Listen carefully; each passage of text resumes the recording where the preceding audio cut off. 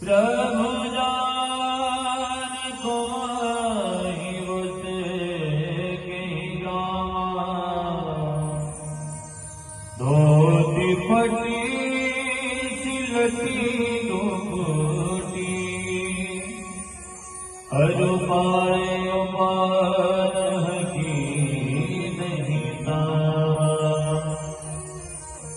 तीस पगर जगतन वेद भुजन को आही बने के गावा, धोती फटी सिलटी दुपटी, हर पाए उपाय की नहीं तावा, हरि करो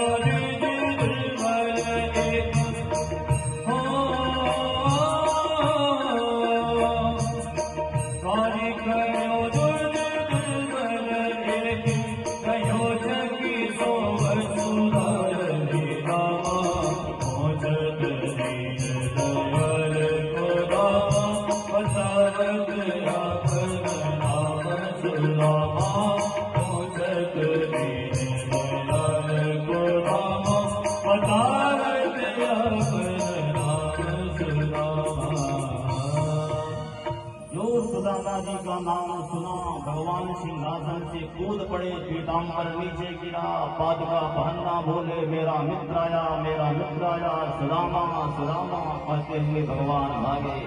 सारे सभासद हैरान, ऐसा कौन आ गया भाई? अरे इस सभा में तो ब्रह्मादि देवताओं को भी हमने आते हुए देखा, जो भी आया उसने अपना सिर ही झुकाया द्वारिकाधीश के सामने। इतनी आतुरता द्वारिकाधीश ने कभी नहीं दिखाई। सब पीछे पीछे भागे, सैनिक भी भागे, रुक्मणी हैरान सी खड़ी है, क्या कौन आया ऐसा भाई?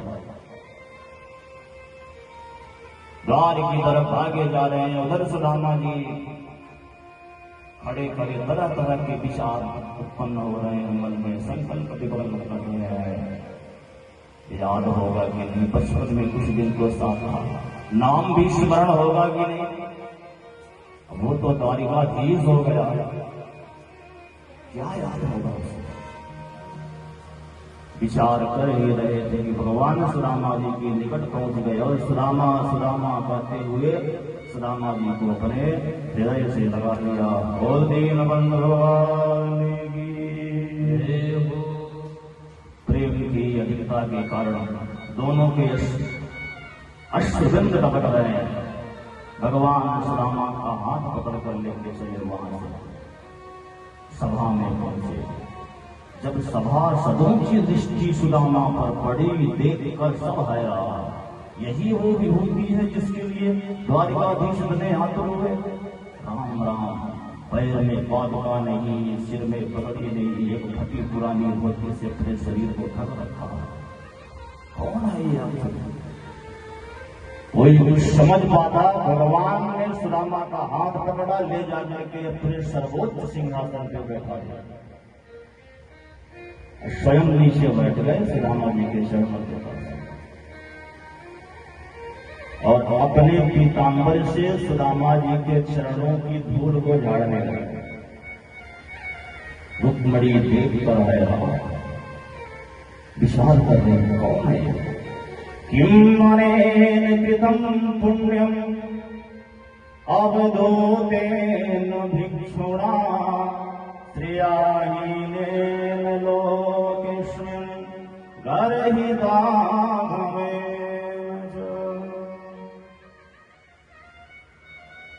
हमारे स्वामी की चरण रज को ब्रह्मादि देवता भी अपने मस्तक पर धारण करते हैं, लेकिन हमारे स्वामी इसकी चरण की धूल को अपने पीताम्बर से साफ कर रहे हैं।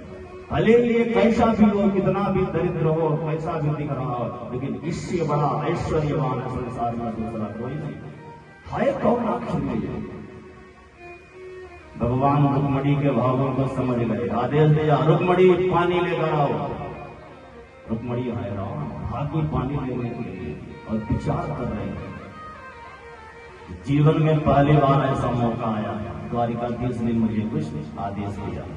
ऐसे भगवान के पास हमेशा आठों याम दास दासी खड़े रहते।